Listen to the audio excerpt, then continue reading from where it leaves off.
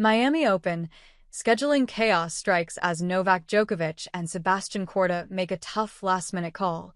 Remember the chaos during this year's AO when Felix Auger-Aliassime and Alejandro Davidovich were forced to abandon court 6 mid-match because of the wild noise from the notorious party court? 2 months later, a similar drama has now unfolded as Novak Djokovic and Sebastian Korda's much-anticipated QF clash at the Miami Open hit an unexpected pause.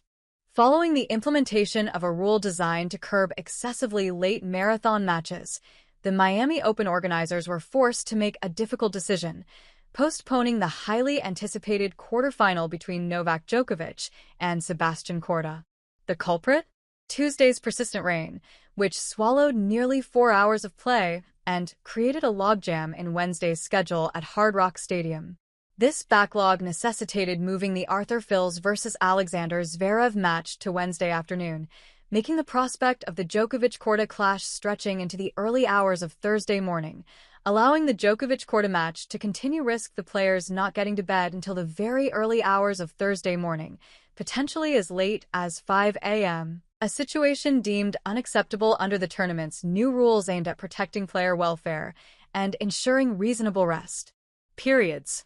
What's latest? Just a couple of hours ago, tennis circles buzzed as Ben Rothenberg, host of the No Challenges Remaining podcast, took to Twitter and shared Jim Courier reporting on Tennis Channel that Djokovic and Korda have departed the Miami Open venue due to the late hour, meaning their match won't be played. In accordance with ADP rules that do not allow for a match to go on court after 11 p.m., the match between Novak Djokovic and Sebastian Korda has been postponed until tomorrow and will be the third match from 1 p.m., Andrew Krasny, a tennis host and producer, announced to a crowd of 13,000, who were clearly displeased. The crowd erupted into howls and whistles, completely drowning out the latter half of the announcement, their attention quickly hijacked by a flashing QR code on the giant screens, offering $10 tickets for Thursday's day session, a deal too tempting to ignore. And despite organizers sticking to a 1 p.m. local time start, hoping to squeeze in 3 matches in under 6 hours, tennis, as always, had its own script, while IGA Swiatek quickly bowed out to surprise package Alexandra Ila. The Fils-Zverev battle went the distance in 3 grueling sets. Then, Gregor Dimitrov and Francisco Cerundolo delivered another nail-biter that stretched to a third-set tiebreak end.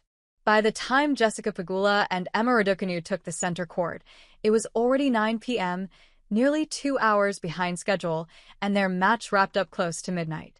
However, the unexpected delay in the match might just work in Novak's favor, giving him valuable extra time to sharpen his rhythm and hit the ground, running after his commanding win over Lorenzo Musetti, fresh off his record-breaking 411th ADP Masters 1000 victory. The 24-time GS winner faced a shaky start against Lorenzo Musetti, falling behind 0-2 early in the opening set. However, as champions do, the Serbian swiftly recalibrated, holding serve to ignite a 6-game streak that saw him clinch the first set in just 40 minutes. The second set mirrored the first, with Djokovic dominating to seal the win in 1 hour and 23 minutes. Among the captivated crowd were tennis legends Serena Williams and Juan Martín del Potro.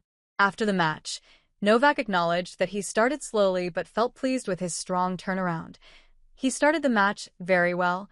I started a bit slow. I knew that if I gave him time, he would go for his shots, as he has a lot of talent. It was tough, especially in the first 7 or 8 games. Then there was a momentum shift and I tried to take advantage of it. I served well, and that makes your life easier on the court. You get easy shots. Overall, it was a great match, he added later after the match.